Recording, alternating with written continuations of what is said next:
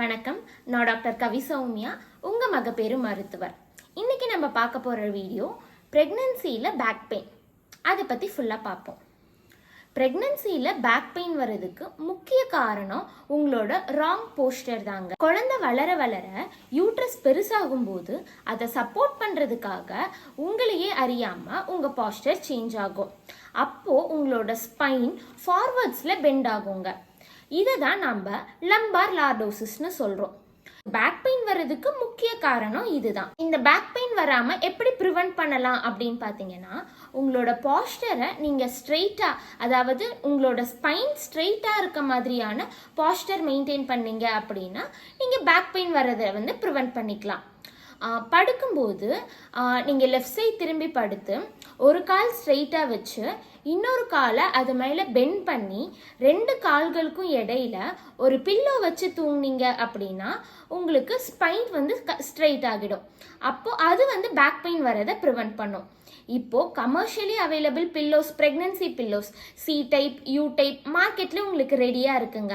அதில் இந்த C type pillows பார்த்தீங்க அப்படின்னா உங்களுக்கு பேக் சப்போர்ட், ஃப்ரண்ட்டில் ஒரு பெல்லி சப்போர்ட், அது மட்டும் இல்லாமல் நீங்கள் 2 கால்களுக்கும் இடையில வைக்கிற ஒரு அடிஷ்னல் பில்லோக்கு பதிலாக இதுலேயே ஒரு எக்ஸ்டென்ஷன் மாதிரி இருக்கும். அதை நீங்கள் அந்த அடிஷ்னல் பில்லோ சப்போர்ட்டாக யூஸ் பண்ணிக்கலாம். சிட்டிங் போஸ்டரில் நீங்கள் ஸ்ட்ரெயிட்டாக உங்கள் பேக் பெண்ட் ஆகாத மாதிரி உட்காருங்க. உங்களோட பேக் சப்போர்ட்க்கு ஒரு சின்ன பில்லோவோ இல்லை ஒரு டவலை ரோல் பண்ணி நீங்கள் பேக் சப்போர்ட்க்கு வச்சுக்கலாங்க.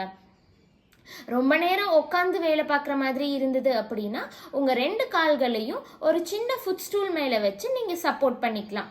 இது உங்களோட ஸ்பைனை ஸ்ட்ரெயிட்டாக மெயின்டைன் பண்ணுங்கிறனால உங்களோட பேக் பெயின் வராமல் பார்த்துக்கும். அடுத்தது ஸ்டாண்டிங் போஸ்டர்.